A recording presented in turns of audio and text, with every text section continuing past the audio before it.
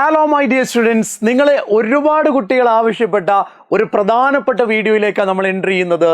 Electro chemistry എന്ന് പറയുന്ന +2 കെമിസ്ട്രിയിലെ രണ്ടാമത്തെ ചാപ്റ്റർ അല്ലേ, വളരെ ഇമ്പോർട്ടൻ്റ് ആയിട്ടുള്ള ചാപ്റ്റർ ആണ്. ഇതിൻ്റെ ഒരു സമ്മറി വീഡിയോ ആണ് നമ്മൾ ചെയ്യുന്നത്. അതായത് വളരെ കുറഞ്ഞ സമയം കൊണ്ട് ഇലക്ട്രോ കെമിസ്ട്രി എന്ന് പറയുന്ന ചാപ്റ്ററിലെ പ്രധാനപ്പെട്ട എല്ലാ ടോപ്പിക്കുകളും കവർ ചെയ്യുന്ന ഒരു സമ്മറി വീഡിയോ ആണ് നമ്മൾ ഉദ്ദേശിക്കുന്നത്.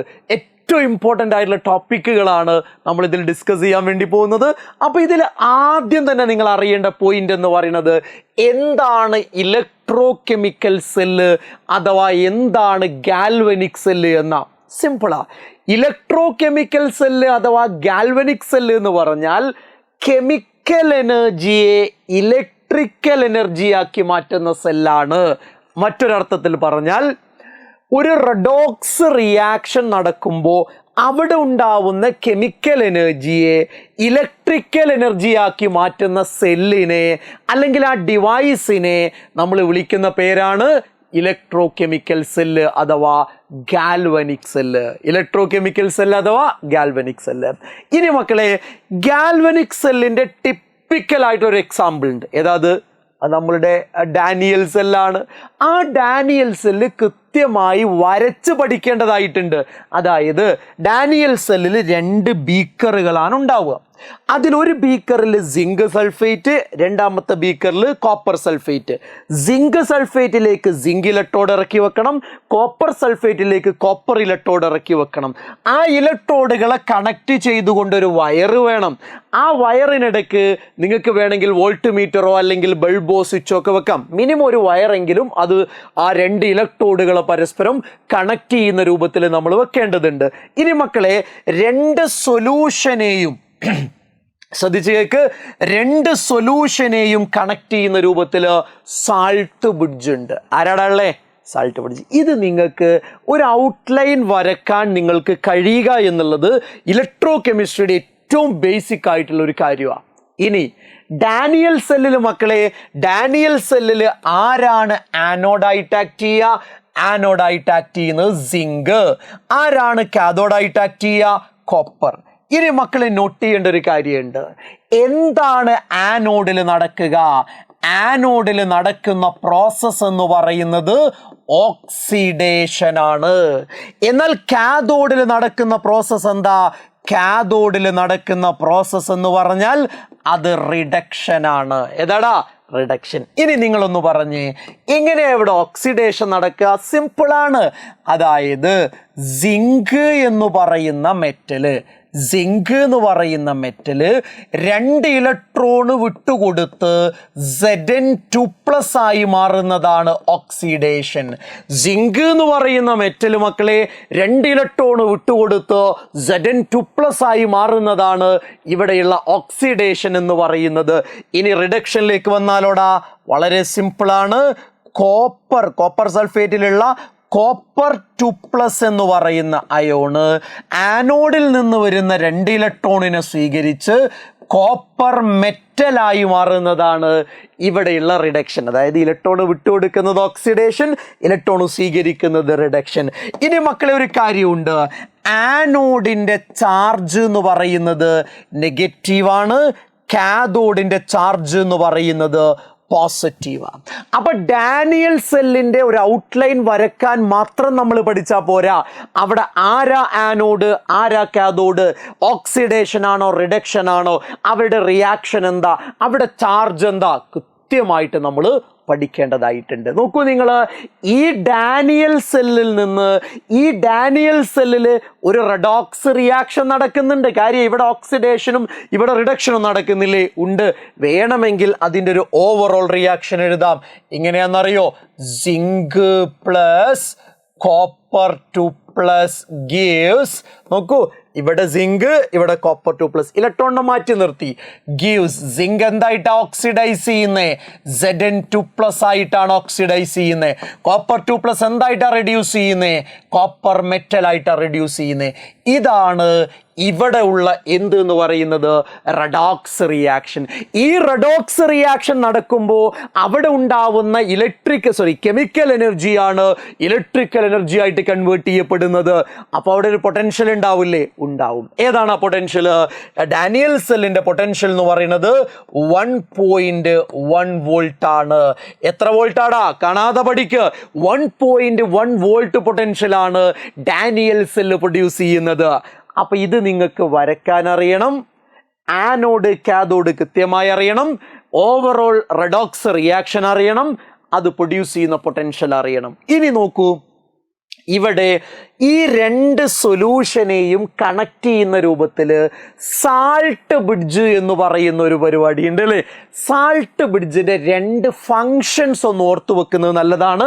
അതിലൊന്നാമത്തെ ഫങ്ഷൻ ഇലക്ട്രിക്കൽ സർക്യൂട്ട് കംപ്ലീറ്റ് ചെയ്യുക എന്നുള്ളതാണ്. സിമ്പിളായിട്ട് 2 പോയിന്റ് പഠിച്ചു വെച്ചാൽ മതി. ഇലക്ട്രിക്കൽ സർക്യൂട്ട് കംപ്ലീറ്റ് ചെയ്യുക എന്നുള്ളതാണ് സാൾട്ട് ബ്രിഡ്ജിന്റെ ഏറ്റവും പ്രധാനപ്പെട്ട ഫങ്ഷൻ.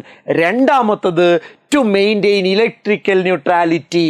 ഇലക്ട്രിക്കൽ സർക്യൂട്ട് കംപ്ലീറ്റ് ചെയ്യുക മാത്രമല്ല ഇലക്ട്രിക്കൽ ന്യൂട്രാലിറ്റി മെയിൻറ്റെയിൻ ചെയ്യുക എന്നുള്ളതും ഡാനിയൽ സെല്ലിൻ്റെ വളരെ പ്രധാനപ്പെട്ട ഒരു ഫങ്ഷനാണ് എന്ന കാര്യം ഓർമ്മയിലുണ്ടാവണം. അത് കൃത്യമായി പഠിക്കണം. ഓക്കെ ആണല്ലോടാ പറഞ്ഞേ? പോയിന്റ് ക്ലിയർ ആണല്ലോ? 2 പോയിന്റ് ക്ലിയർ ആണല്ലോ? ഇലക്ട്രിക്കൽ സർക്യൂട്ട് കംപ്ലീറ്റ് ചെയ്യുക, ഇലക്ട്രിക്കൽ ന്യൂട്രാലിറ്റി മെയിൻറ്റെയിൻ ചെയ്യുക. ഇനി നമ്മൾ പോകുന്നത് എന്താ മക്കളെ? Representation of a galvanic cell. ഒരു ഗാൽവനിക് സെൽ എങ്ങനെയാണ് റെപ്രസെൻറ്റ് ചെയ്യുക? ശ്രദ്ധിച്ചോ. ആദ്യം തന്നെ ഞാൻ ഡാനിയൽ സെൽ എക്സാമ്പിളായിട്ട് എടുത്തിട്ട് പറയാം കേട്ടോ. നോക്കിക്കോ, ഡാനിയൽ സെല്ല് എക്സാമ്പിളായിട്ട് എടുത്തിട്ട് പറയാം. എങ്ങനെയാണ് ഇത് ചെയ്യുക? വളരെ സിമ്പിളായ കാര്യമാണ്. അതായത് ആദ്യം തന്നെ ആനോഡ്, ഡാനിയൽ സെല്ലിലെ ആനോഡ് ആരാ? സിങ്ക്. എന്നിട്ടൊരു വെർട്ടിക്കൽ ലൈനോ അല്ലെങ്കിൽ ഒരു സ്ലാഷോ ഇടുക. എന്നിട്ടോ ആനോഡ് ഇട്ട് വെച്ചിരിക്കുന്ന ഇലക്ട്രോലൈറ്റ് അതാരാ? Zinc sulphate. അപ്പോൾ ഇവിടെ സിങ്ക് സൾഫേറ്റ് എന്ന് എഴുതാം. അത് ഫുള്ള് എഴുതണമെന്ന് നിർബന്ധമില്ല. അതിൽ ആരെ മാത്രം എഴുതിയാൽ മതി? കാറ്റയോണ് മാത്രം എഴുതിയാൽ മതി. ഫുള്ളായിട്ട് എഴുതിയാൽ കുഴപ്പമൊന്നുമില്ല. പക്ഷെ നമുക്ക് ഒന്നുകൂടെ സിമ്പിളായിട്ട് ആ ഇലക്ട്രോലൈറ്റിലുള്ള Zn2+ എന്ന് പറയുന്ന കാറ്റയോണ് മാത്രം എഴുതിയാൽ മതിയാവും. ഓക്കെ, ഇവിടെ സിങ്ക് സൾഫേറ്റ് എന്ന് ഫുൾ എഴുതിയാലും കുഴപ്പമില്ല കേട്ടോ. അതിനെയും ചുരുക്കി Zn2+ എന്ന് മാത്രം എഴുതാം. അപ്പോൾ ആനോഡ് കഴിഞ്ഞു. സിങ്ക് സൾഫേറ്റിൽ സിങ്ക് വെച്ചു, അതല്ല ആനോഡ്. പിന്നെ എന്താ ഉള്ളത്? Salt bridge. അത് നിങ്ങൾക്കൊരു ഡബിൾ സ്ലാഷ് അഥവാ ഡബിൾ വെർട്ടിക്കൽ ലൈൻ ഉപയോഗിച്ച് റെപ്രസെൻറ്റ് ചെയ്യാം. അപ്പോൾ ആനോഡിൻ്റെ ഭാഗം കഴിഞ്ഞു, സാൾട്ട് ബ്രിഡ്ജ് കഴിഞ്ഞു. ഇനി കാഥോഡല്ലേ?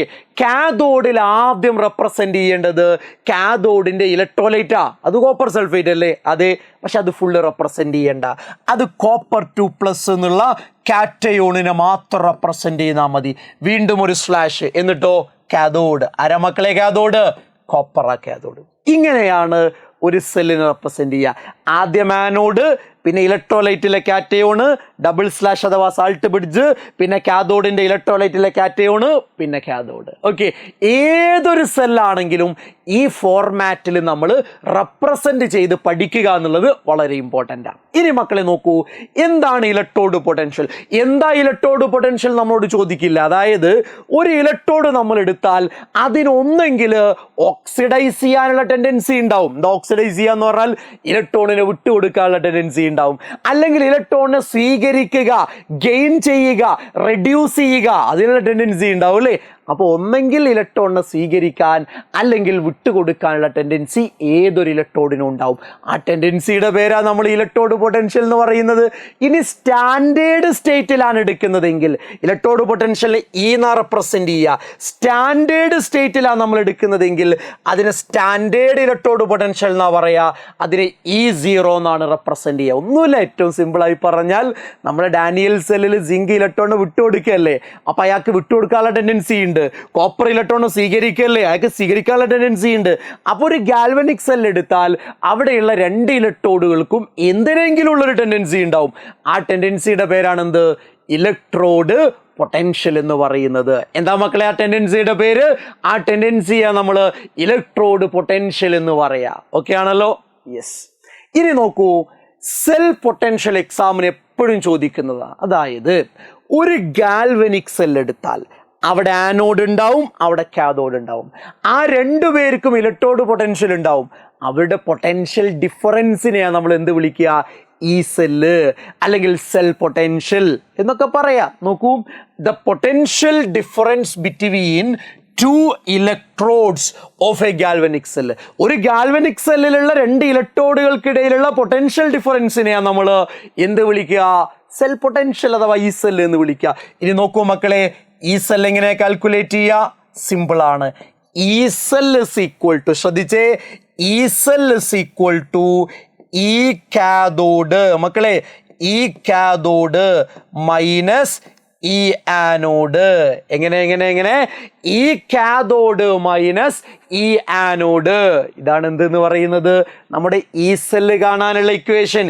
ഈ കാഥോഡ് മൈനസ് പറ മക്കളെ, ഈ കാഥോഡ് മൈനസ് ഈ ആനോഡ്, ഈ കാഥോഡ് മൈനസ് ഈ ആനോഡ്. അത്രയേ ഉള്ളൂ.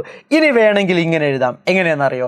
കാഥോഡ് എപ്പോഴും റൈറ്റിലുണ്ടാവും അല്ലേ? ഡാനിയൽ സെല്ലിന്റെ റൈറ്റിലല്ലേ കോപ്പർ ഉള്ളത്? അതെ. അപ്പൊ നമുക്ക് വേണമെങ്കിൽ ഈ റൈറ്റ് എന്ന് എഴുതാം, മൈനസ് ഈ ലെഫ്റ്റ് എന്ന് എഴുതാം. ഓക്കെ, അത് വേണമെങ്കിൽ ചുരുക്കി ഈ ആർ മൈനസ് ഈ എൽ എന്നൊക്കെ എഴുതാറുണ്ട്. അപ്പൊ ഒന്നുമില്ല, ഒരു ഗാൽവനിക് സെല്ലില് രണ്ട് ഇലക്ട്രോഡുകളല്ലേ ഉള്ളേ? ആ ഇലക്ട്രോഡുകൾക്കിടയിലുള്ള പൊട്ടൻഷ്യൽ ഡിഫറൻസിനെയാണ് നമ്മൾ എന്ത് വിളിക്കുക? ഈ സെൽ അഥവാ സെൽ പൊട്ടൻഷ്യൽ. ഇനി മക്കളെ, ഇത് തന്നെയാണ് ഇ എം എഫ് എന്ന് പറയുന്നത്.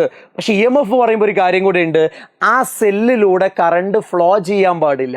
കറണ്ട് ഫ്ലോ ചെയ്യാതിരിക്കുമ്പോൾ ആ രണ്ട് ഇലക്ട്രോഡുകൾക്കിടയിലുള്ള പൊട്ടൻഷ്യൽ ഡിഫറൻസിനെ ഇ എം എഫ് എന്ന് പറയാം. നോക്കൂ നിങ്ങൾ, it is the potential difference between two electrodes when no current is flow through the cell. സെല്ലിലൂടെ കറണ്ട് ഫ്ലോ ചെയ്യാതിരിക്കുമ്പോൾ രണ്ട് ഇലക്ട്രോഡുകൾക്കിടയിലുള്ള പൊട്ടൻഷ്യൽ ഡിഫറൻസിനെ നമ്മൾ എന്ത് പറയാ? ഇ എം എഫ് എന്ന് പറയാ. അപ്പൊ മക്കളെ, നിങ്ങളോട് ഇ എം എഫ് കാണാൻ പറഞ്ഞാൽ എന്ത് തന്നെയാ ചെയ്യേണ്ടത്? ഈ കാഥോഡ് മൈനസ് ഈ കാഥോഡ് മൈനസ് ഈ ആനോഡ് എന്നാ പറയേണ്ടത്. എന്താ മക്കളെ പറയണ്ടേ? ഈ കാഥോഡ് മൈനസ് ഈ ആനോഡ് എന്നാ പറയേണ്ടത്. ഓക്കെ ആണോ പറഞ്ഞത്? യെസ്. അപ്പം ഡാനിയൽ സെല്ല് പഠിച്ചു, സെൽ എങ്ങനെ റെപ്രസെന്റ് ചെയ്യാന്ന് പഠിച്ചു, ഈ സെൽ അഥവാ ഇ എം എഫ് എങ്ങനെ കാൽക്കുലേറ്റ് ചെയ്യാന്ന് പഠിച്ചു അല്ലേ? ഇനി നമ്മൾ അറിഞ്ഞിരിക്കേണ്ട ഒരു പ്രധാനപ്പെട്ട കാര്യമാണ് സ്റ്റാൻഡേർഡ് ഹൈഡ്രജൻ ഇലക്ട്രോഡ് എന്ന് പറയുന്നത്. ആദ്യം തന്നെ ഒരു കാര്യം പറയാം, ഇതിൻ്റെ ഒരു ഔട്ട്ലൈൻ വരക്കാൻ നമുക്കറിയണം. ഇതിങ്ങനെ തന്നെ അച്ചടിച്ച് വെക്കണമെന്നില്ല. നോക്കൂ, ഞാൻ വരച്ചിട്ടുണ്ട്. ഒരു ബീക്കറിൽ 1 മോളാർ കോൺസെൻട്രേഷനിലുള്ള ആസിഡ് സൊല്യൂഷൻ എടുക്കുക. അതിലേക്കൊരു പ്ലാറ്റിനത്തിൻ്റെ വയറ് വരുന്നുണ്ട്, പ്ലാറ്റിനത്തിൻ്റെ വയറ്. അത് നേരെ കയറുന്നത് ഒരു സീൽഡ് ട്യൂബിലേക്കാണ്. ആ പ്ലാറ്റിനത്തിൻ്റെ വയറിൻ്റെ എൻഡിൽ ഒരു പ്ലാറ്റിനത്തിൻ്റെ ഫോയിലുണ്ട്. ഇത് പ്ലാറ്റിനത്തിൻ്റെ വയറാണ്, ഇത് പ്ലാറ്റിനത്തിൻ്റെ ഫോയിലാണ്. ഈ വയർ നേരെ ഒരു സീൽഡ് ട്യൂബിലേക്കാണല്ലോ കയറിയത്. ആ സീൽഡ് ട്യൂബിലൂടെ പ്യുവർ ആയിട്ടുള്ള ഹൈഡ്രജൻ ഗ്യാസ് 1 ബാർ പ്രഷറിലും 298 കെൽവിനിലും നമ്മൾ ഈ സീൽഡ് ട്യൂബിലൂടെ കടത്തിവിടുക. അപ്പോൾ ആ ഗ്യാസ് ഇങ്ങനെ സീൽഡ് ട്യൂബിലൂടെ കടന്നു വന്ന് ഈ പ്ലാറ്റിനം ഫോയിലിൻ്റെ അടുത്ത് നിന്ന് അതിങ്ങനെ ബബിളായിട്ട് മുകളിലേക്ക് പോകും. ഇതാണ് സ്റ്റാൻഡേർഡ് ഹൈഡ്രജൻ ഇലക്ട്രോഡ് അഥവാ നോർമൽ ഹൈഡ്രജൻ ഇലക്ട്രോഡിൻ്റെ ഒരു ബേസിക് ആയിട്ടുള്ള ഔട്ട്ലൈൻ എന്ന് പറയുന്നത്. ഇത് നിങ്ങൾക്ക് വരക്കാൻ കഴിയണം. കാര്യം ഒരു തവണ ഇത് ഡ്രോ ചെയ്യാൻ ചോദിച്ചിട്ടുണ്ട്. അതുകൊണ്ട് നമ്മൾ ഇതിൻ്റെ ഒരു ഔട്ട്ലൈൻ വരക്കണം. ജസ്റ്റ് ബേസിക് ആയ കാര്യങ്ങൾ നമുക്കറിയണം. ഇനി 3 കാര്യങ്ങൾ വളരെ ഇമ്പോർട്ടൻ്റാണ്. എന്തിനാണ് സ്റ്റാൻഡേർഡ് ഹൈഡ്രജൻ ഇലക്ട്രോഡ് ഉപയോഗിക്കുന്നത്? വളരെ സിമ്പിളാണ്. ഒരു ഇലക്ട്രോഡിൻ്റെ സ്റ്റാൻഡേർഡ് ഇലക്ട്രോഡ് പൊട്ടൻഷ്യൽ കാൽക്കുലേറ്റ് ചെയ്യാനാണ് ഇത് ഉപയോഗിക്കുന്നത്. എന്താ മക്കളെ ഞാൻ പറഞ്ഞേ? ഒരു ഇലക്ട്രോഡിൻ്റെ സ്റ്റാൻഡേർഡ് ഇലക്ട്രോഡ് പൊട്ടൻഷ്യൽ മെഷർ ചെയ്യാനാണ് സ്റ്റാൻഡേർഡ് ഹൈഡ്രജൻ ഇലക്ട്രോഡ് നമ്മൾ എന്ത് ചെയ്യുന്നത് മക്കളെ പറ? സ്റ്റാൻഡേർഡ് ഹൈഡ്രജൻ ഇലക്ട്രോഡ് നമ്മൾ എന്ത് ചെയ്യുന്നത്? ഉപയോഗിക്കുന്നത്. സ്റ്റാൻഡേർഡ് ഹൈഡ്രജൻ ഇലക്ട്രോഡിൻ്റെ പൊട്ടൻഷ്യൽ നമ്മൾ ഫിക്സ് ചെയ്തിരിക്കുന്നത് 0 വോൾട്ടിലാണ്. ഇതിൻ്റെ പൊട്ടൻഷ്യൽ എത്രയാ മക്കളെ? 0 വോൾട്ട് ആണ്. ഈ സ്റ്റാൻഡേർഡ് ഹൈഡ്രജൻ ഇലക്ട്രോഡിന് ആനോഡായും ആക്ട് ചെയ്യാം, കാഥോഡായും ആക്ട് ചെയ്യാം. ആനോഡായിട്ടാണ് ആക്ട് ചെയ്യുന്നതെങ്കിൽ അയാൾക്ക് എന്താ മക്കളെ സംഭവിക്കുക? അയാൾക്ക് ഓക്സിഡേഷനാ സംഭവിക്കുക. അതെങ്ങനെ റെപ്രസെന്റ് ചെയ്യാന്നറിയോ? H2 ഗ്യാസ് എടുക്കുക. H2 എന്ന് പറഞ്ഞാൽ 2 ഹൈഡ്രജൻ. അതിൽ ഞാൻ ഹാഫ് കൊണ്ട് മൾട്ടിപ്ലൈ ചെയ്യുക, അതായത് 2ന്റെ ഹാഫ് എത്രയാ? 1 അല്ലേ? അപ്പോൾ 1 ഹൈഡ്രജൻ. അയാൾക്ക് എന്താ സംഭവിക്കുക? ഓക്സിഡേഷൻ. ഓക്സിഡേഷൻ എന്ന് പറഞ്ഞാൽ H എന്തായിട്ട് മാറും? H+ ആയിട്ട് മാറും. എന്തായിട്ട് മാറും മക്കളെ? H+ ആയിട്ട് മാറും. ഓക്കെ ആണല്ലോ? പ്ലസ് എന്താ? 1 ഇലക്ട്രോൺ. ക്ലിയർ ആണോടാ പറഞ്ഞേ? ക്ലിയർ ആണോടാ പറഞ്ഞത്? അതായത് ഒന്നുമില്ല, ഹാഫ് H2 എന്ന് പറഞ്ഞാൽ ഒരു ഹൈഡ്രജനാ. ആ 1 ഹൈഡ്രജൻ 1 ഇലക്ട്രോണിനെ വിട്ടുകൊടുത്ത് H+ ആവുക. ആ ഇലക്ട്രോണുകൾ വിട്ടുകൊടുക്കുന്ന പ്രോസസ്സിനെയാണ് നമ്മൾ ഓക്സിഡേഷൻ എന്ന് പറയുക. ഇനി അയാൾ കാഥോഡായിട്ടാണ് ആക്ട് ചെയ്യുന്നതെങ്കിൽ അവിടെ റിഡക്ഷനാ സംഭവിക്കുക. റിഡക്ഷൻ എന്ന് പറഞ്ഞാൽ ആ H+ 1 ഇലക്ട്രോൺ സ്വീകരിക്കും. H+ 1 ഇലക്ട്രോൺ സ്വീകരിച്ച് ഹാഫ് H2 ആയി മാറുന്നതാണ് റിഡക്ഷൻ എന്ന് പറയുന്നത്. പിന്നെ മക്കളെ ഒരു പ്രധാനപ്പെട്ട കാര്യം നിങ്ങൾ ഓർത്തു വെച്ചോ, ഒരു ഗ്യാസ്, ഹൈഡ്രജൻ എന്ന് പറഞ്ഞാൽ ഗ്യാസ് അല്ലേ, ഒരു ഗ്യാസിന് ഒരു ഇലക്ട്രോഡായിട്ട് ആക്ട് ചെയ്യണമെങ്കിൽ ഒരു മെറ്റലിൻ്റെ ഹെൽപ്പ് വേണം. അതിനാണ് ഒരു ഇനേർട്ടായിട്ടുള്ള പ്ലാറ്റിനം വയർ നമ്മളിവിടെ ഉപയോഗിച്ചിട്ടുള്ളത്. അപ്പം ഇവരുടെ സെൽ റെപ്രസെൻറ്റേഷൻ്റെ സമയത്ത് ഹൈഡ്രജൻ കഴിഞ്ഞിട്ട് നമ്മൾ എന്ത് ചെയ്യണം? ബ്രാക്കറ്റിൽ പ്ലാറ്റിനം ഇടണം, അല്ലെങ്കിൽ ഒരു കോമ ഇട്ടിട്ട് എന്ത് ചെയ്യണം? പ്ലാറ്റിനം ഇടണം. ഫോർ എക്സാമ്പിൾ നോക്കൂ, ഇവരെ നിങ്ങളോട് റെപ്രസെൻ്റ് ചെയ്യാൻ പറഞ്ഞു എന്ന് വിചാരിക്കുക. നമ്മുടെ സ്റ്റാൻഡേർഡ് ഹൈഡ്രജൻ ഇലക്ട്രോഡ് ആനോഡായിട്ട് ആക്ട് ചെയ്യുമ്പോഴേ, ആനോഡായിട്ട് ആക്ട് ചെയ്യുമ്പോൾ എന്താണ് സംഭവിക്കുക? H ഉണ്ടല്ലോ, ഹാഫ് H2 ഉണ്ടല്ലോടാ, ഹാഫ് H2 ഹാഫ് എന്ന് റെപ്രസെൻ്റ് ചെയ്യുമ്പോൾ ഹാഫ് എന്നൊന്നും കൊടുക്കണ്ട. പക്ഷെ ഒരു കാര്യമുണ്ട്, എന്താണെന്നറിയോ? ഞാൻ പറയാം. നോക്കൂ, H2 ആണ് നമ്മുടെ ഗ്യാസ് അല്ലേ? അതെന്തായിട്ടാണ് മാറുന്നത്? H+ ആയിട്ടാണ് മാറുന്നത്. എന്തായിട്ടാണ് മാറുന്നത്? H+. അപ്പോൾ ഒരു കാര്യം ചോദിക്കട്ടെ, ഇയാൾ ഓക്സിഡൈസ് ചെയ്തിട്ട് H+ ആയതല്ലേ? അപ്പോൾ ഇയാൾ ഇവിടെ ഇലക്ട്രോഡായിട്ട് ആക്ട് ചെയ്തല്ലോ. അപ്പോൾ ഇയാൾക്ക് ഇലക്ട്രോഡായിട്ട് ആക്ട് ചെയ്യണമെങ്കിൽ എന്ത് വേണോടാ? ഒരു മെറ്റലിൻ്റെ ഹെൽപ്പ് വേണം. അപ്പോൾ അതാണ് പ്ലാറ്റിനം. അപ്പോൾ ഇതിൻ്റെ മുന്നേ പ്ലാറ്റിനം എഴുതിയൊരു കോമ ഇടണം, അല്ലെങ്കിൽ ഒരു സ്ലാഷ് ഇടണം. ഇനി അതേസമയം ഇയാൾ സ്റ്റാൻഡേർഡ് ഹൈഡ്രജൻ ഇലക്ട്രോഡ് കാഥോഡായിട്ട് ആണ് ആക്ട് ചെയ്യുന്നതെങ്കിൽ അവിടെ റിഡക്ഷനാ. അതെങ്ങനെ റെപ്രസെൻ്റ് ചെയ്യുക? അവിടെ H+ എന്ന് പറയുന്ന ആള് ഇലക്ട്രോൺ സ്വീകരിച്ച് ഹാഫ് H2 ആയിട്ടല്ലേ മാറുക. റെപ്രസെൻ്റ് ചെയ്യുമ്പോൾ ഹാഫ് എന്നൊന്നും കൊടുക്കേണ്ടതില്ല.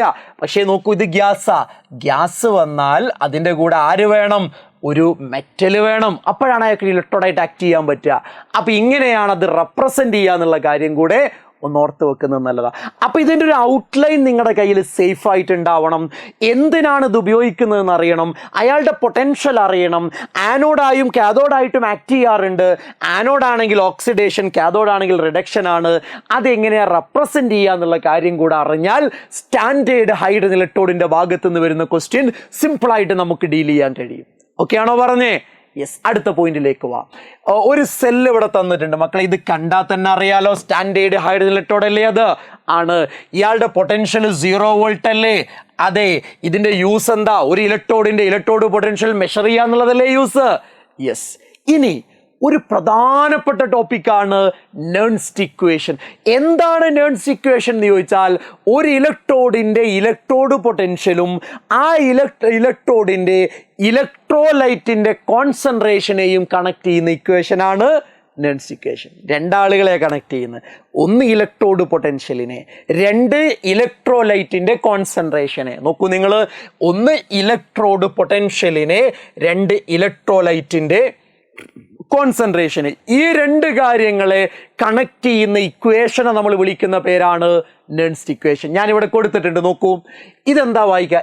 Mn+m ആവുക എന്ന് പറഞ്ഞാൽ Mn+n ഇലക്ട്രോൺ സ്വീകരിച്ച് അഥവാ റെഡ്യൂസ് ചെയ്ത് m ആയി മാറുക. ഓക്കെ, അങ്ങനെയാണെങ്കിൽ ഇത് ഇലക്ട്രോഡ് പൊട്ടൻഷ്യൽ. ഇത് തന്നെയാണ് ഇവിടെ ഉള്ളത്, പക്ഷെ ഒരു 0 ഉണ്ട്. അതിൻ്റെ അർത്ഥം എന്താ? ഇത് സ്റ്റാൻഡേർഡ് ഇലക്ട്രോഡ് പൊട്ടൻഷ്യൽ എന്നാ. അപ്പോൾ ഒന്ന് വായിച്ചേ, electrode potential is equal to standard electrode potential minus RT divided by NF into Ln molar concentration of metal divided by molar concentration of metal ion. ഇതിനെയാണ് മക്കളെ, ഇതിനെയാണ് നമ്മൾ എന്ത് വിളിക്കുന്നത്? നെർൺസ്റ്റ് ഇക്വേഷൻ എന്ന് പറയാ. ഇനി ഒരു മെറ്റലിൻ്റെ കോൺസെൻട്രേഷൻ 1 ആണ്. അപ്പം അത് മാറ്റി ഞാനിവിടെ 1 എന്ന് കൊടുത്തു, വേറൊന്നുമില്ല. ഇനി ഞാൻ എന്താ ചെയ്യുന്നതെന്ന് അറിയോ? Ln ലോഗാക്കാൻ, ln-നെ ലോഗാക്കാൻ 2.303 കൊണ്ട് മൾട്ടിപ്ലൈ ചെയ്യണം. അതാണ് ഞാനിവിടെ ചെയ്തത്. R എന്ന് പറഞ്ഞാൽ യൂണിവേഴ്സൽ ഗ്യാസ് കോൺസ്റ്റന്റാ, അതിൻ്റെ വാല്യൂ 8.314 സബ്സ്റ്റിറ്റ്യൂട്ട് ചെയ്തു. T എന്ന് പറഞ്ഞാൽ ടെമ്പറേച്ചറാ, അത് 298 നമ്മൾ എടുത്തു, സ്റ്റാൻഡേർഡ് ആയിട്ട് എടുത്തു. ഇനി Na എന്ന് പറഞ്ഞാൽ ഒരു ഇലക്ട്രോഡ് പ്രോസസ്സിൽ ഇൻവോൾവ്ഡ് ആയിട്ടുള്ള ഇലക്ട്രോണുകളുടെ എണ്ണമാണ്, അത് എല്ലാത്തിലും സെയിം ആവില്ല. അപ്പം എന്നെ അതേപോലെ ഞാൻ എണ്ണെന്ന് എടുത്തിട്ടുണ്ട്. എഫ് എന്ന് പറഞ്ഞാൽ ഫാരഡേ കോൺസ്റ്റന്റാ, അത് 96,500 അതിവിടെ എടുത്തിട്ടുണ്ട്. അപ്പോൾ നിങ്ങൾ ശ്രദ്ധിക്കുക, ആറിൻ്റെ വാല്യൂ ഇവിടെ ഉണ്ട്, ടീൻ്റെ വാല്യൂ ഉണ്ട്, എഫിൻ്റെ വാല്യൂ ഉണ്ട്, എൻ അതേപോലെ എഴുതി. സാറേ ഒരു 2.303 എന്താ? എടാ ln-നെ LOG ലോഗാക്കണമെങ്കിൽ 2.303 കൊണ്ട് മൾട്ടിപ്ലൈ ചെയ്യണം. അതാ നമ്മൾ ചെയ്തത്. അത് ചെയ്തത് കൊണ്ടാണ് ln പകരം എന്ത് എഴുതിയത്? ലോഗ് എഴുതിയത്. ഇനി ഇവിടെ n അല്ലാത്ത ഈ ആളുകളെ നമ്മൾ മൾട്ടിപ്ലൈ ചെയ്ത് ഡിവൈഡ് ചെയ്താൽ 0.059 എന്നാ വരിക. അപ്പോൾ ഇത് നിങ്ങൾ നിർബന്ധമായി പഠിച്ചിരിക്കേണ്ട വളരെ പ്രധാനപ്പെട്ട ഒരു ഡാറ്റയാണ്. എന്താ? Electrode potential is equal to standard electrode potential minus 0.059 divided by n log log 1 divided by molar concentration of metal ion എന്നുള്ളതാണ് നമ്മുടെ നേൺസ്റ്റ് ഇക്വേഷൻ എന്ന് പറയുന്നത്. മോസ്റ്റ് ഇമ്പോർട്ടൻ്റാ, ഇത് പഠിക്കാതെ പോകരുത്. ഇനി മക്കളെ, ഇത് നമുക്ക് വേണമെങ്കിൽ ഏതൊരു ഗാൽവനിക് സെല്ലിന് റെപ്രസെന്റ് ചെയ്യാം. For example Daniel cell represent ചെയ്തു എന്ന് വിചാരിക്കുക. ഡാനിയൽ സെല്ല് ആരാ? Cathode, copper. അങ്ങനെയാണെങ്കിൽ Mn+M ആവുന്നു എന്ന് പറയുന്നതിന് പകരം copper 2+ കോപ്പർ ആവുന്നു എന്നല്ലേ പറയണ്ടേ? യെസ്. അപ്പോൾ ഇവിടെയൊക്കെ അത് സബ്സ്റ്റിറ്റ്യൂട്ട് ചെയ്ത് എങ്ങനെ വരും നോക്ക്. ഡാനിയൽ സെല്ലിലെ കാഥോഡ് ഈ copper 2+ കോപ്പർ ആവുന്നു, E0 copper 2+ കോപ്പർ ആവുന്നു. അവിടെ ഉള്ള പോലെ തന്നെ 0.059. ഇവിടെ ഇൻവോൾവ് ആയിട്ടുള്ള ഇലക്ട്രോണുകളുടെ എണ്ണം 2 ആണ്, അതുകൊണ്ട് 2 എന്ന് കൊടുത്തു. Log 1 divided by molar concentration of copper 2+. ഇനി copper 2+ മാറ്റിയിട്ട് Zn2+, കോപ്പർ മാറ്റി Zn എഴുതിയാൽ അത് ആനോഡിന്റെ നേൺസ്റ്റ് ഇക്വേഷൻ ആയി. അപ്പം നമുക്ക് എന്ത് ചെയ്യാൻ കഴിയടാ? നേൺസ്റ്റ് ഇക്വേഷൻ ഒരു ഗാൽവനിക് സെല്ലിൽ റെപ്രസെന്റ് ചെയ്യാൻ കഴിയുമെന്നത് വളരെ ഇമ്പോർട്ടൻ്റ് ആണ്. ഇത് എഴുതി പഠിക്കേണ്ട കാര്യമാണ്. ഇനിയോ ഇത് വെച്ച് നമുക്ക് സെൽ പൊട്ടൻഷ്യൽ കാൽക്കുലേറ്റ് ചെയ്യാൻ പറ്റും. അതെങ്ങനെയാടാ? എടാ, ഈ കാഥോഡ് മൈനസ് ഈ ആനോഡിനെയല്ലേ ഈ സെൽ അഥവാ സെൽ പൊട്ടൻഷ്യൽ എന്ന് പറയാ. അപ്പൊ ഈ കാഥോഡ് നിന്ന് ഈ ആനോഡ് മൈനസ് ചെയ്താൽ ഈ സെല്ല്, E0 കാഥോഡ് നിന്ന് E0 ആനോഡ് മൈനസ് ചെയ്താൽ E0 സെല്ല് അല്ലേ. 0.059 ഡിവൈഡ് ബൈ 2 അങ്ങനെ തന്നെ എഴുതിയിട്ടുണ്ട്. ലോഗ് അങ്ങനെ തന്നെ എഴുതിയിട്ടുണ്ട്. എടാ, log 1 by copper 2+ minus log 1 by Zn2+ ചെയ്താൽ എങ്ങനെ വരെ അറിയാം? log x മൈനസ് y എന്നുള്ളത് log x by y ആവും. അപ്പം log 1 by copper 2+ divided by 1 by Zn2+ വരും. അത് ക്രോസ് മൾട്ടിപ്ലൈ ചെയ്യുമ്പോൾ Zn2+ മുകളിലും copper 2+ താഴെയാവും. അതുകൊണ്ടാണ് താഴെ എത്തിയപ്പോൾ Zn2+ മുകളിലേക്ക് വന്നത്. അവിടെ എന്ത് നടന്നതാ? അവിടെ ക്രോസ് മൾട്ടിപ്ലിക്കേഷൻ നടന്നതാ. എങ്ങനെയെന്ന് മനസ്സിലായോടാ? അതായത് 1 by copper 2+ ബ്രാക്കറ്റ് ഞാൻ ഇടുന്നില്ല, ഡിവൈഡഡ് ബൈ 1 by Zn2+. ഇങ്ങനെയല്ലേ ഉള്ളേ? അതിങ്ങനെ ക്രോസ് മൾട്ടിപ്ലൈ ചെയ്യുക. 1 by copper 2+ ഇൻറ്റു ഇത് മുകളിലേക്ക് ഇട് Zn2+ ഡിവൈഡഡ് ബൈ 1. അപ്പോൾ Zn2+ മുകളിലേക്ക് വന്നു, copper 2+ താഴേക്ക് വന്നു. അതവിടെ എഴുതിയത്. അപ്പം ഞാൻ നിങ്ങളോട് പറയുന്നത് ഇത്രയേ ഉള്ളൂ. എന്താണ് നേൺസ്റ്റ് ഇക്വേഷൻ എന്നുള്ളത് ക്ലിയർ കട്ടായിട്ട് നിങ്ങൾ പഠിച്ചിരിക്കണം. എന്താണ് നേൺസ്റ്റ് ഇക്വേഷൻ എന്നുള്ളത് ക്ലിയർ കട്ടായിട്ട് പഠിച്ചിരിക്കണം.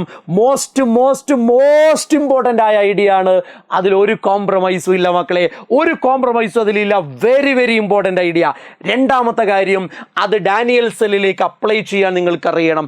ഏത് സെല്ലിലേക്ക് അപ്ലൈ ചെയ്യാൻ നിങ്ങൾക്ക് കഴിയണം. അത് വെച്ച് ഈ സെല്ല് കാൽക്കുലേറ്റ് ചെയ്യാൻ നിർബന്ധമായി നിങ്ങൾ പഠിച്ചിരിക്കേണ്ടതുണ്ട്. ഓക്കെ ആണല്ലോടാ? ഓക്കെ ആണല്ലോ? യെസ്. അത് നോക്കൂ നിങ്ങൾ. ഡാനിയൽ സെല്ല് ആണ് ഇവിടെ തന്നിട്ടുള്ളത്. അവിടെ ആനോഡിലും കാഥോഡിലും ഏതാ? Zinc anode, copper cathode. Nernst equation നമ്മളിപ്പോൾ റെപ്രസെന്റ് ചെയ്ത് കഴിഞ്ഞു. ഇനി മക്കൾ അറിയേണ്ട ഒരു കാര്യം എന്താണെന്നറിയോ? നമ്മൾ അവിടെ അവസാനം കിട്ടിയൊരു സാധനം ഉണ്ടല്ലോ. എന്താ? E cell is equal to E0 cell. E cell is equal to എന്താ?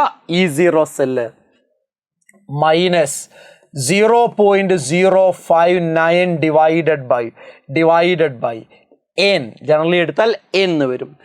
n log 1 ഡിവൈഡഡ് ബൈ എന്താ നമുക്ക് കിട്ടിയേ? സോറി, നമ്മൾ ഡാനിയൽ സെല്ലിലേക്കാണ് വരുന്നതെങ്കിൽ എന്താ പറയുക, log Zn2+ divided by copper 2+, അങ്ങനെയാണല്ലോ കിട്ടുക. എന്നിൻ്റെ സ്ഥാനത്ത് 2 ആണ് വരിക. പക്ഷെ നമുക്ക് എന്ത് ചെയ്യാൻ പറ്റുമെന്ന് അറിയോ? ഒരു റിവേഴ്സിബിൾ റിയാക്ഷൻ കൺസിഡർ ചെയ്താൽ അതിൻ്റെ ഇക്വിലിബ്രിയം കോൺസ്റ്റൻറ്റ് QC അല്ലെങ്കിൽ റിയാക്ഷൻ കോഷ്യൻ്റ് QC ആയിട്ട് അതിനെന്ത് ചെയ്യാൻ പറ്റും? മാറ്റാൻ പറ്റും. ഇങ്ങനെ മാറ്റി എഴുതാൻ പറ്റും. ഇങ്ങനെ മാറ്റി എഴുതുമ്പോൾ ഒരു അഡ്വാൻറ്റേജ് ഞാൻ പറയട്ടെ. അറ്റ് ഇക്വിലിബ്രിയം മക്കളെ, അറ്റ് ഇക്വിലിബ്രിയത്തിൽ ഈസെൽ എന്താണെന്നറിയോ മക്കളെ? ഈസെൽ എന്താണെന്നറിയോ? 0 ആണ്. QC എന്ന് പറയുന്ന റിയാക്ഷൻ കോഷ്യൻ്റ് എന്താണെന്നറിയോ? KCക്ക് ഈക്വലാ. അപ്പം നമുക്ക് വേണമെങ്കിൽ എന്ത് ചെയ്യാം മക്കളെ? ഈ ഈസെല്ലിൻ്റെ സ്ഥാനത്ത് 0 എന്ന് എഴുതാം. That is equal to E0 cell minus 0.059 divided by n log QCൻ്റെ സ്ഥാനത്ത് KC എന്ന് എഴുതാം. അപ്പം നോക്കൂ, E0 സെൽ ഞാൻ എടുക്കുകയാണേ. E0 സെല്ല് ഈക്വൽ ടു ഈ മൈനസ് ഉള്ളത് ഇങ്ങോട്ട് എത്തുമ്പോൾ പ്ലസ് ആവൂലേ? അപ്പോൾ plus 0.059 divided by n log KC എന്ന് വരും. ഇത് നിങ്ങളൊന്ന് ഓർത്തിരിക്കേണ്ട മക്കളെ, വളരെ പ്രധാനപ്പെട്ട ഒരു റിലേഷനാണ്. ഇതേപോലെ മക്കളെ നിങ്ങൾ ഓർത്തിരിക്കേണ്ട മറ്റൊരു റിലേഷൻ ഞാൻ പറയാം. എന്താ? ഒരു റിയാക്ഷൻ്റെ standard Gibbs free energy change എങ്ങനെയാ മക്കളെ? ഒരു റിയാക്ഷൻ്റെ standard Gibbs free energy change is equal to എന്തിന് ഈക്വലാണെന്നറിയോ? -NF E0 cell. -NF എന്താടാ? E0 cell. വളരെ ഇമ്പോർട്ടൻ്റ് ആയ എക്സാമിന് ചോദിക്കുന്ന കാര്യമാണ്. നേൺസ് ഇക്വേഷൻ എന്ന് പറഞ്ഞാൽ ഈ ചാപ്റ്ററിലെ തന്നെ ഏറ്റവും പ്രധാനപ്പെട്ട ഒരു ടോപ്പിക്കാണ്. അപ്പം അതിൽ എന്താണ് നേൺസ് ഇക്വേഷൻ എന്ന് കൃത്യമായി അറിയണം. അത് ഡാനിയൽ സെല്ല് പോലത്തെ സെല്ലിൽ കാഥോഡിലും ആനോഡിലും അപ്ലൈ ചെയ്യാൻ അറിയണം. അത് വെച്ച് ഈ സെല്ല് കാൽക്കുലേറ്റ് ചെയ്യാൻ അറിയണം. അത് മാറ്റിയിട്ട് എന്താ പറയുക, ഇക്വിലിബ്രിയം കോൺസ്റ്റൻറ്റിലേക്ക് KCയിലേക്ക് എത്തിക്കാൻ നിങ്ങൾക്ക് കഴിയണം. ഡെൽറ്റ ജിയും E0 സെല്ലും തമ്മിലുള്ള റിലേഷനും നമ്മൾ പഠിച്ചിരിക്കേണ്ടതുണ്ട്. കാര്യം അവിടുന്ന് എന്ത് ചെയ്യാറുണ്ട്? എക്സാമിന് ക്വസ്റ്റ്യൻ വരാറുണ്ട്. ഓക്കെ ആണല്ലോ? അപ്പം ഇത് നിങ്ങൾ പഠിക്കാതെ പോവരുത്. ഒരുപാട് തവണ ക്വസ്റ്റ്യൻ വന്ന കാര്യമാണ്. ഓക്കെ ആണല്ലോ? യെസ്. അടുത്തത് മോളാർ കണ്ടക്ടിവിറ്റി. എന്താ മക്കളെ മോളാർ കണ്ടക്ടിവിറ്റി? വളരെ സിമ്പിളാ. ഏറ്റവും സിമ്പിളായി പറഞ്ഞാൽ ഒരു മോൾ ഇലക്ട്രോലിറ്റിക് സൊല്യൂഷന്റെ കണ്ടക്ടിവിറ്റിയാണ് മോളാർ കണ്ടക്ടിവിറ്റി. നോക്കൂ നിങ്ങൾ, മോളാർ കണ്ടക്ടിവിറ്റി കാണാനുള്ള equation kappa into 1000 divided by molarity.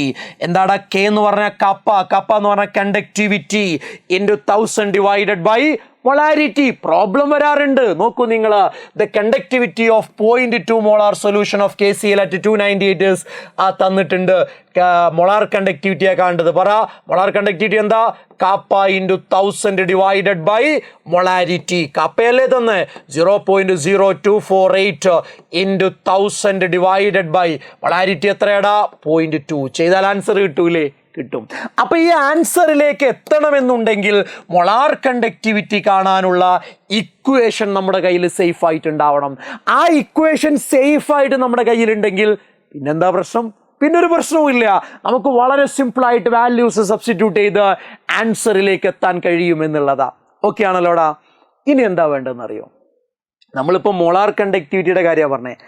കണ്ടക്ടിവിറ്റിയും molar കണ്ടക്ടിവിറ്റിയും concentration മാറുമ്പോൾ എങ്ങനെയാണ് വേരി ചെയ്യുന്നത് എന്നത് വളരെ ഇമ്പോർട്ടൻ്റ്. അതിലാദ്യത്തത് variation of conductivity with concentration. അതിൽ സിമ്പിൾ പോയിന്റ് ആണ്. അതായത് കോൺസെൻട്രേഷൻ കുറയുന്ന സമയത്ത് കാപ്പ അഥവാ കണ്ടക്ടിവിറ്റിയും എന്ത് ചെയ്യുന്നുണ്ട്? കുറയുന്നുണ്ട്. അത് സ്ട്രോങ് ഇലക്ട്രോലൈറ്റ് ആണെങ്കിലും ശരി, വീക്ക് ഇലക്ട്രോലൈറ്റ് ആണെങ്കിലും ശരി, കോൺസെൻട്രേഷൻ കുറയുമ്പോൾ കണ്ടക്ടിവിറ്റി കുറയുകയാണ് ചെയ്യുക. അതെന്താ കാര്യം എന്നറിയോ?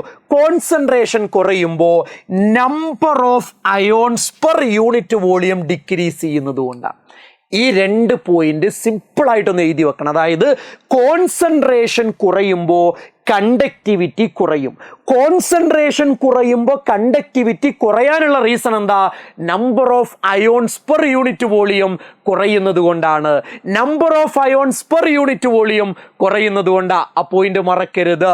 അടുത്ത പോയിന്റിലേക്ക് പോവാം. Molar conductivity most important repeated question. നോക്ക്, കോൺസെൻട്രേഷൻ കുറയുമ്പോൾ കണ്ടക്ടിവിറ്റി കുറയുകയല്ലേ ചെയ്തത്? അതെ, പക്ഷെ മോളാർ കണ്ടക്ടിവിറ്റി കൂടുകയാ ചെയ്യുന്നത്. എന്താ മക്കളെ പറഞ്ഞേ? കോൺസെൻട്രേഷൻ കുറയുമ്പോൾ കണ്ടക്ടിവിറ്റി കുറയുകയാ ചെയ്യുക, പക്ഷേ മോളാർ കണ്ടക്ടിവിറ്റി കൂടുകയാ ചെയ്യുക. കണ്ടക്ടിവിറ്റി കുറയും, പക്ഷെ മോളാർ കണ്ടക്ടിവിറ്റി കൂടും. അവിടെ മക്കളെ നിങ്ങൾ മനസ്സിലാക്കേണ്ട ഒരു കാര്യം എന്താ അറിയോ? അതിൻ്റെ റീസൺ എന്താ? അതിൻ്റെ റീസൺ എന്ന് പറയുന്നത് ഇന്റർ അയോണിക് ഇന്ററായോണിക് കുറയുന്നത് കൊണ്ടാ. അതായത് കോൺസെൻട്രേഷൻ കുറയുമ്പോൾ മൊളാർ കണ്ടക്ടിവിറ്റി കൂടാനുള്ള റീസൺ എന്താ? ഈ അയോണുകൾക്കിടയിലുള്ള ഇൻട്രാക്ഷൻ അഥവാ അട്രാക്ഷൻ കുറയും. അട്രാക്ഷൻ കുറഞ്ഞാൽ അവർക്ക് ഫ്രീ ആയിട്ട് മൂവ് ചെയ്യാൻ പറ്റും. അതുകൊണ്ടാണ് കോൺസെൻട്രേഷൻ കുറയുമ്പോൾ മൊളാർ കണ്ടക്ടിവിറ്റി കൂടുന്നത്. അത് സ്ട്രോങ് ഇലക്ട്രോലൈറ്റ് ആണെങ്കിലും കൂടും, വീക്ക് ഇലക്ട്രോലൈറ്റ് ആണെങ്കിലും കൂടും. പക്ഷെ കൂടുന്നതുണ്ടല്ലോ, ഒരേപോലെയല്ല. അത് നമ്മൾ മനസ്സിലാക്കേണ്ടതുണ്ട്. പിന്നെ എങ്ങനെയാണ് കൂടുന്നത്? നോക്കിക്കോ, ഞാനൊരു ഗ്രാഫ് വരക്കാം. ഈ ഗ്രാഫിൻ്റെ വൈ ആക്സിസിൽ ഞാൻ മൊളാർ കണ്ടക്ടിവിറ്റി എടുത്തു, എക്സ് ആക്സിസിൽ ഞാൻ സി ആണ് അല്ലെങ്കിൽ റൂട്ട് സി ആണ്, ബേസിക്കലി പറഞ്ഞാൽ കോൺസെൻട്രേഷൻ ആണ് എടുക്കുന്നത്. നോക്കിക്കോ, നിങ്ങൾ ഗ്രാഫ് എങ്ങനെയാ വരാമെന്നറിയോ? സ്ട്രോങ് ഇലക്ട്രോലൈറ്റിൻ്റെ ഗ്രാഫ് ഇങ്ങനെയാ വരാം. ഇതാരാ? ഇത് KCl. ആരാത്? ഒരു സ്ട്രോങ് ഇലക്ട്രോലൈറ്റ് ആണ്. ഇതൊരു സ്ട്രോങ് ഇലക്ട്രോലൈറ്റാ. എന്താ പ്രത്യേകത? കോൺസെൻട്രേഷൻ കുറയുന്ന സമയത്ത് ഈ മൊളാർ കണ്ടക്ടിവിറ്റി ഇങ്ങനെ റെഗുലറായിട്ട് സ്റ്റഡി ആയിട്ട് കൂടി ഇങ്ങനെ വരുന്നുണ്ട് അല്ലേ? അത് നമ്മൾ നീട്ടി വരച്ചാലേ ഇൻഫിനിറ്റ് ഡൈല്യൂഷൻ അഥവാ മാക്സിമം ഡൈല്യൂഷനിലുള്ള കണ്ടക്ടിവിറ്റി കിട്ടും. മാക്സിമം ഡൈല്യൂട്ട് ചെയ്യുക എന്ന് പറഞ്ഞാൽ കോൺസെൻട്രേഷൻ കുറച്ച് കൊണ്ട് ഇൻഫിനിറ്റ് ഡൈല്യൂഷൻ നടത്തുക. മാക്സിമം കോൺസെൻട്രേഷൻ നമ്മൾ കുറയ്ക്കുക. അപ്പം എന്താ സംഭവിക്കുക അറിയോ? ആ സൊല്യൂഷൻ്റെ ഏറ്റവും കൂടുതൽ കണ്ടക്ടിവിറ്റി എപ്പോഴായിരിക്കും? അതിനെയാണ് മോളാർ കണ്ടക്ടിവിറ്റി എന്ന് വിളിക്കുക. അതെങ്ങനെയാ? ഇങ്ങനെ റെപ്രസെൻ്റ് ചെയ്യുക. കണ്ടക്ടിവിറ്റിയുടെ സിമ്പിൾ അതിൻ്റെ മുകളിൽ ഒരു 0 അല്ലെങ്കിൽ ഇൻഫിനിറ്റി ഇട്ട് കൊടുക്കുക. അപ്പോൾ സ്ട്രോങ് ഇലക്ട്രോലൈറ്റിൻ്റെ ലിമിറ്റിംഗ് മോളാർ കണ്ടക്ടിവിറ്റി ഗ്രാഫിൽ നിന്ന് തന്നെ കിട്ടും. എങ്ങനെയാ കിട്ടുക? ഗ്രാഫ് നീട്ടി വരച്ചാൽ മതി. എന്നാൽ വീക്ക് ഇലക്ട്രോലൈറ്റിൻ്റെ ഗ്രാഫ് എങ്ങനെയാ വരിക എന്ന് പറയും? ഇങ്ങനെയാ വരിക. ഇത് അസറ്റിക് ആസിഡ് CH3COOH, അതൊരു വീക്ക് ഇലക്ട്രോലൈറ്റാ. അയാളെ ഗ്രാഫ് നീട്ടി വരച്ചാൽ അതെന്ത് ചെയ്യില്ല? അത് നമ്മുടെ വൈ ആക്സിസുമായി ടച്ച് ചെയ്യില്ല. കാര്യം ഇത് എക്സ്പോണൻഷ്യൽ ആയിട്ടാണ് കൂടുന്നത്. അതിൻ്റെ ലിമിറ്റിംഗ് മോളാർ കണ്ടക്ടിവിറ്റി ഗ്രാഫിൽ നിന്ന് എന്ത് ചെയ്യുന്നില്ല? കിട്ടുന്നില്ല എന്നുള്ള കാര്യം ഓർത്തിരിക്കണം. ഓക്കെ ആണോ മക്കളെ? പറഞ്ഞേ? ക്ലിയർ ആണോ? പറഞ്ഞേ? യെസ്. അപ്പോൾ എൻ്റെ പോയിന്റ് വളരെ സിമ്പിളാണ്. അതായത് കോൺസെൻട്രേഷൻ കുറയുന്ന സമയത്ത് മോളാർ കണ്ടക്ടിവിറ്റി കൂടുകയാണ് ചെയ്യുക. അത് സ്ട്രോങ് ഇലക്ട്രോലൈറ്റും വീക്ക് ഇലക്ട്രോലൈറ്റും ഒരേപോലെയല്ല. സ്ട്രോങ് ഇലക്ട്രോലൈറ്റ് റെഗുലറായിട്ട് സ്റ്റഡി ആയിട്ടാണ് കൂടുന്നത്. വീക്ക് ഇലക്ട്രോലൈറ്റ് എക്സ്പോണൻഷ്യൽ ആയിട്ടാണ് കൂടുന്നത്. ഗ്രാഫ് നീട്ടി വരച്ചാൽ സ്ട്രോങ് ഇലക്ട്രോലൈറ്റിൻ്റെ ലിമിറ്റിംഗ് മോളാർ കണ്ടക്ടിവിറ്റി കിട്ടും, വീക്ക് ഇലക്ട്രോലൈറ്റിൻ്റെ കിട്ടില്ല. അപ്പോൾ ഇതെന്താ പറഞ്ഞ്? Limiting molar conductivity. എന്താ ലിമിറ്റിംഗ് മോളാർ കണ്ടക്ടിവിറ്റി എന്ന് പറഞ്ഞാൽ വെൻ ഡൈല്യൂഷൻ റീച്ചസ് മാക്സിമം നമ്മൾ ഡൈല്യൂട്ട് ചെയ്യുക, ഓർ കോൺസെൻട്രേഷൻ അപ്രോച്ചസ് ടു 0, അതായത് എന്താ പറയുക, കോൺസെൻട്രേഷൻ കുറഞ്ഞു വരും. അതായത് മാക്സിമം നമ്മൾ ഡൈല്യൂട്ട് ചെയ്യുന്നതിനനുസരിച്ച് കോൺസെൻട്രേഷൻ കുറഞ്ഞു വരും. അപ്പോൾ ആ മാക്സിമം എന്താ പറയുക, ഡൈല്യൂഷൻ നമ്മൾ നടത്തുമ്പോൾ അല്ലെങ്കിൽ കോൺസെൻട്രേഷൻ 0യിലേക്ക് എത്തുമ്പോൾ അപ്പോഴാണ് എന്ത് ചെയ്യുക? Molar conductivity becomes maximum. അപ്പോഴാണ് ഏറ്റവും കൂടുതൽ കണ്ടക്ടിവിറ്റി ഉണ്ടാവുക. ആ കണ്ടക്ടിവിറ്റിയെ നമ്മൾ വിളിക്കുന്ന പേരാണ് ലിമിറ്റിംഗ് മൊളാർ കണ്ടക്ടിവിറ്റി. അത് സ്ട്രോങ് ഇലക്ട്രോലൈറ്റിൻ്റെ ഗ്രാഫിൽ നിന്ന് തന്നെ കിട്ടും, പക്ഷേ വീക്ക് ഇലക്ട്രോലൈറ്റിൻ്റെ ഗ്രാഫിൽ നിന്ന് കിട്ടൂല. അപ്പോൾ അതെങ്ങനെയാണ് സാറേ കിട്ടിക്കുക? അതിനാണ് കോൾറാഷ്യസ് ലോ നമ്മൾ ഉപയോഗിക്കുക. വളരെ ഇമ്പോർട്ടൻ്റ് ആയിട്ടുള്ള ലോയാ. അതായത് ഒരു ഇലക്ട്രോലൈറ്റിൻ്റെ ലിമിറ്റിംഗ് മോളാർ കണ്ടക്ടിവിറ്റി എന്ന് പറഞ്ഞാൽ ആ ഇലക്ട്രോലൈറ്റിലുള്ള കാറ്റയോണിൻ്റെയും ആനയോണിൻ്റെയും ലിമിറ്റിംഗ് മോളാർ കണ്ടക്ടിവിറ്റിയുടെ സമ്മാണ്. അത്രയേ ഉള്ളൂ. നോക്കൂ, the limiting molar conductivity of an electrolyte, ഒരു ഇലക്ട്രോലൈറ്റിൻ്റെ limiting molar conductivity can be represented as the sum of the individual contributions of cations and anions. കാറ്റയോണുകളുടെയും ആനയോണുകളുടെയും എന്താ പറയുക, ഇൻഡിവിജ്വൽ ലിമിറ്റിംഗ് മോളാർ കണ്ടക്ടിവിറ്റിയുടെ സമ്മാണ് ആ ഇലക്ട്രോലൈറ്റിൻ്റെ ലിമിറ്റിംഗ് മോളാർ കണ്ടക്ടിവിറ്റി എന്ന് പറഞ്ഞതിൻ്റെ അർത്ഥം എന്താണെന്ന് അറിയൂടാ. For example, limiting molar conductivity of NaCl എങ്ങനെയാണ് കാണുക? ഇതിലുള്ള കാറ്റയോൺ ആരാ? ഇതിലുള്ള കാറ്റയോൺ Na+. അപ്പോൾ അയാളുടെ limiting molar conductivity plus 1 into limiting molar conductivity of Na+ കേട്ടോ. കാര്യം ഇവിടെ ഒരു Na+ ഉണ്ടാവും, അതുകൊണ്ട് 1 ഇൻറ്റു എന്ന് ഇടണം. 1 ആയതുകൊണ്ട് ഇടേണ്ട ആവശ്യമില്ല. അടുത്തത് 1 ഇൻറ്റു Cl-1 അല്ലേ ഉള്ളേ, അപ്പോൾ അത് 1 ഇൻറ്റു എന്ന് ഇടണ്ട. Limiting molar conductivity of Cl-. ഇതാണ് പരിപാടി. ഇനി limiting molar conductivity of aluminium chloride ആണെങ്കിലോടാ, അലുമിനിയം ക്ലോറൈഡ് ആണെങ്കിൽ അവിടെ ഒരു അലുമിനിയം 3+ ഉള്ളത്. 1 into limiting molar conductivity of aluminium 3++. പക്ഷെ ഒരു ക്ലോറിൻ ആണുള്ളത്, അല്ലെങ്കിൽ ഒരു Cl- ആണുള്ളത്. അല്ല, 3 Cl- ഉണ്ട്. അപ്പൊ 3 into limiting molar conductivity of ഒരു Cl-. ഇങ്ങനെയാ ചെയ്യുക. അപ്പോൾ ഒന്നുമില്ല, ഒരു ഇലക്ട്രോലൈറ്റിലുള്ള എല്ലാ കാറ്റയോണുകളുടെയും എല്ലാ ആനയോണുകളുടെയും ലിമിറ്റിംഗ് മോളാർ കണ്ടക്ടിവിറ്റീസ് ആഡ് ചെയ്ത് കഴിഞ്ഞാൽ ആ ഇലക്ട്രോലൈറ്റിൻ്റെ ലിമിറ്റിംഗ് മോളാർ കണ്ടക്ടിവിറ്റി നമുക്ക് കിട്ടും എന്നുള്ളതാണ് അതിൻ്റെ ഒരു പോയിന്റ് എന്ന് പറയുന്നത്. ഓക്കെ ആണോ മക്കളെ? പോയിന്റ് ക്ലിയർ അല്ലേ? പോയിന്റ് ഓക്കെ അല്ലേ? യെസ്. ഇനി നമ്മൾ കോൾറാഷ്യസ് ലോന്റെ 2 അപ്ലിക്കേഷൻ അറിഞ്ഞു വെക്കുന്നത് നല്ലതാ. ഒന്നെന്താ? വീക്ക് ഇലക്ട്രോലൈറ്റിന്റെ ഡിഗ്രി ഓഫ് ഡിസോസിയേഷൻ, വീക്ക് ഇലക്ട്രോലൈറ്റിന്റെ ലിമിറ്റിംഗ് മോളാർ കണ്ടക്ടിവിറ്റി കാൽക്കുലേറ്റ് ചെയ്യുക എന്നുള്ളതാണ് ഒരു അപ്ലിക്കേഷൻ. രണ്ടാമത്തത് വീക്ക് ഇലക്ട്രോലൈറ്റിന്റെ ഡിഗ്രി ഓഫ് ഡിസോസിയേഷൻ കാൽക്കുലേറ്റ് ചെയ്യാം. ഇത് രണ്ടും ഒന്ന് നോട്ട് ചെയ്ത് വെക്കുന്നത് നല്ലതാ. ഒരു വീക്ക് ഇലക്ട്രോലൈറ്റിന്റെ ലിമിറ്റിംഗ് മോളാർ കണ്ടക്ടിവിറ്റി ഇതിലൂടെ നമുക്ക് കാൽക്കുലേറ്റ് ചെയ്യാം. രണ്ടാമത്തത് ഒരു വീക്ക് ഇലക്ട്രോലൈറ്റിന്റെ ഡിഗ്രി ഓഫ് ഡിസോസിയേഷൻ കാൽക്കുലേറ്റ് ചെയ്യാം. ഇത് രണ്ടും ആരുടെ അപ്ലിക്കേഷനാ? കോൾറാഷ്യസ് ലോന്റെ അപ്ലിക്കേഷൻ. മക്കളെ, ഇത് രണ്ടും ആരുടെ അപ്ലിക്കേഷനാന്ന് പറ? കോൾറാഷ്യസ് ലോന്റെ അപ്ലിക്കേഷനാണ്. അടുത്തതിലേക്ക് പോവാം. The limiting molar conductivity of weak electrolyte Kohlrausch's law ഉപയോഗിച്ചാൽ കാൽക്കുലേറ്റ് ചെയ്യാമെന്ന് ഓൾറെഡി നമ്മൾ പറഞ്ഞു കഴിഞ്ഞു, ഇനി വീണ്ടും പറയേണ്ട കാര്യമില്ല. How do galvanic cell differ from electrolytic cell? മക്കളെ, ഗാൽവനിക് സെല്ല് എന്ന് പറഞ്ഞാൽ അവിടെ കെമിക്കൽ എനർജി ഇലക്ട്രിക്കൽ എനർജി ആക്കി മാറ്റുന്ന സെല്ലാണ്. എന്നാൽ ഇലക്ട്രോലിറ്റിക് സെല്ല് എന്ന് പറഞ്ഞാൽ അവിടെ ഇലക്ട്രിക്കൽ എനർജിയെ കെമിക്കൽ എനർജി ആക്കി മാറ്റുന്ന സെല്ലാണ്. കെമിക്കൽ എനർജിയെ ഇലക്ട്രിക്കൽ എനർജി ആക്കി മാറ്റുന്നത് എന്താണ്? ഗാൽവനിക്. ഇലക്ട്രിക്കലിനെ കെമിക്കലാക്കി മാറ്റുന്നതോ ഇലക്ട്രോലിറ്റിക്. മറന്നു പോകരുത്. അവിടെയാണ് ഫാരഡേന്റെ 2 ലോസ് നമ്മൾ പഠിക്കേണ്ടത്. ഇലക്ട്രോളിസിസുമായി ബന്ധപ്പെട്ട് 2 ലോകളാണ് മൈക്കൽ ഫാരഡേ നമ്മുടെ മുന്നിലേക്ക് വെക്കുന്നത്. ഏതൊക്കെയാ മക്കളെ 2 ലോസ് പറ? ഏതൊക്കെയാ 2 ലോസ്? അതിലൊന്ന് ഫാരഡേന്റെ ഫസ്റ്റ് ലോ. എന്താ ഫസ്റ്റ് ലോ പറയുന്നത്? ഒന്നുമില്ല, ഒരു ഇലക്ട്രോഡിൽ ഡെപ്പോസിറ്റ് ചെയ്യുന്ന അല്ലെങ്കിൽ ലിബറേറ്റ് ചെയ്യുന്ന സബ്സ്റ്റൻസിന്റെ എമൗണ്ട് എന്ന് പറയുന്നത് ആ ഇലക്ട്രോലൈറ്റിലൂടെ കടത്തിവിടുന്ന ഇലക്ട്രിസിറ്റിയുടെ ക്വാണ്ടിറ്റിക്ക് ഡയറക്ട്ലി പ്രൊപ്പോർഷണലാ. അത്രേ ഉള്ളൂ. The amount of substance deposited or liberated at electrode is directly proportional to quantity of electricity flowing through the electrolyte. അതായത് quantity of amount of substance M deposited or liberated is directly proportional to quantity of electricity. Proportionality is equal ആക്കാൻ ഒരു constant വേണം, അതാണ് Z. അപ്പോൾ ZQ എന്ന് വരും. M is equal to Z. Q എന്ന് പറഞ്ഞാൽ IT ആണ് എന്ന് നിങ്ങൾ ഫിസിക്സിൽ പഠിച്ചിട്ടുണ്ട്. I എന്ന് പറഞ്ഞാൽ ഇലക്ട്രിക് കറണ്ട് ആണ്, T എന്ന് പറഞ്ഞാൽ ടൈം ആണ് എന്നുള്ള കാര്യം മറക്കണ്ട. ഓക്കെ, Z എന്ന് പറഞ്ഞാൽ ഇലക്ട്രോ കെമിക്കൽ ഇക്വലൻസ് ആണ്. എന്താണ് എൻ്റെ പേര്? Electrochemical equivalence. നോക്കൂ, പ്രോബ്ലം നോക്കൂ. ഒരു solution of copper sulphate 20 minute electrolysis നടത്തി 1.5 ആംപിയർ കറണ്ടാ പാസ് ചെയ്തത്. അങ്ങനെയാണെങ്കിൽ എത്ര കോപ്പർ ഡെപ്പോസിറ്റ് ചെയ്തു? Amount of substance deposited is equal to Z into Q. Q എന്ന് പറഞ്ഞാൽ IT, so Z into I into T. അതിൽ I എന്ന് പറയുന്നത് 1.5 ആംപിയർ ആണെന്ന് തന്നിട്ടുണ്ട്. T എന്ന് പറഞ്ഞാൽ 20 മിനിറ്റാ. അതിനെ 60 കൊണ്ട് മൾട്ടിപ്ലൈ ചെയ്താൽ അത് സെക്കൻഡിലേക്ക് മാറുമെന്നും അറിയാം. എന്താ സാറേ Z എന്ന് പറഞ്ഞാൽ ഇലക്ട്രോ കെമിക്കൽ ഇക്വലൻസ്. അതെങ്ങനെയാണ് കിട്ടുക? Equivalent mass divided by Faraday constant. സാറേ ഇക്വലന്റ് മാസ് എങ്ങനെയാണ് കിട്ടുക? Atomic mass divided by valency. കോപ്പറിന്റെ അറ്റോമിക് മാസ് 63 ആണ് ക്വസ്റ്റ്യൻ തന്നിട്ടുണ്ട്, വാലൻസി 2 ആണ്. അപ്പോൾ 63/2 ചെയ്യുക, അതിനെ ഫാരഡേ കോൺസ്റ്റന്റ് കൊണ്ട് മൾട്ടിപ്ലൈ ചെയ്യുക, അപ്പോൾ Z കിട്ടും.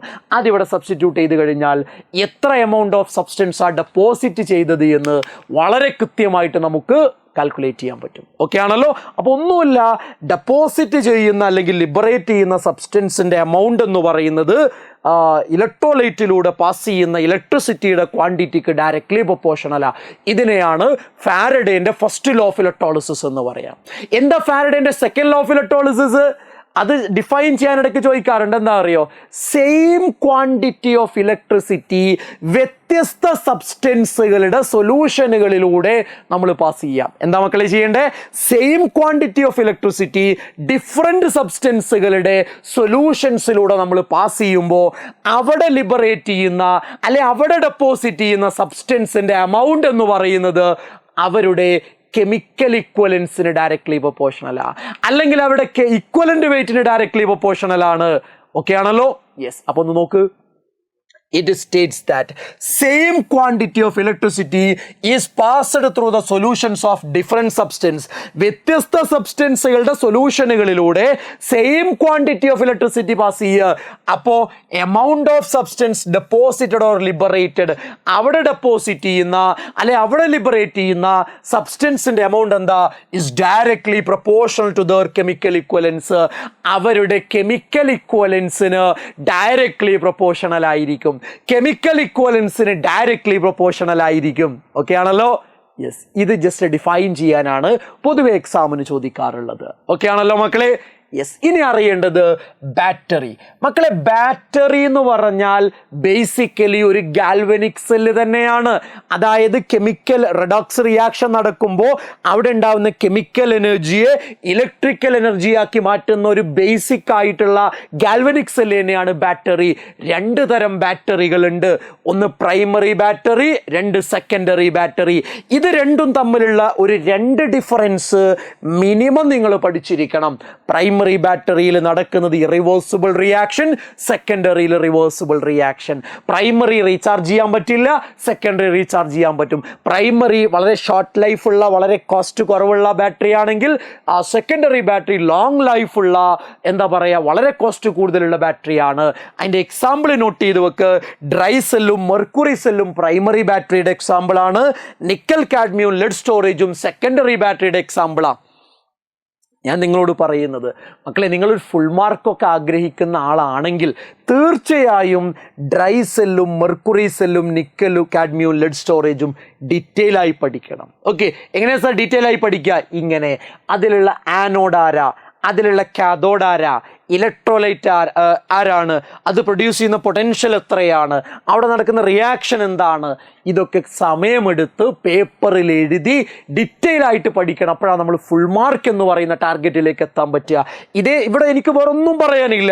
ഇത് നിങ്ങൾ പേപ്പറിലേക്ക് എഴുതിയെടുക്കുന്നു, അത് റിപ്പീറ്റ് ചെയ്ത് പറഞ്ഞ് എഴുതി നിങ്ങളുടെ തലച്ചോറിലേക്ക് അത് കയറ്റുക എന്നുള്ളതാണ് ഇവിടെ മക്കൾ ശ്രദ്ധിക്കേണ്ടത്. മക്കളെ, ചാപ്റ്റർ സൊല്യൂഷൻ പോലെ അല്ല എന്ന കാര്യം ഇതിനകം നിങ്ങൾ മനസ്സിലാക്കിയിട്ടുണ്ടാവും. കുറച്ച് ലെവൽ കൂടുതലാണ്, കുറച്ച് പഠിക്കാൻ ചിലപ്പോൾ കുറച്ചധികം സമയം എടുക്കും, സ്വാഭാവിക.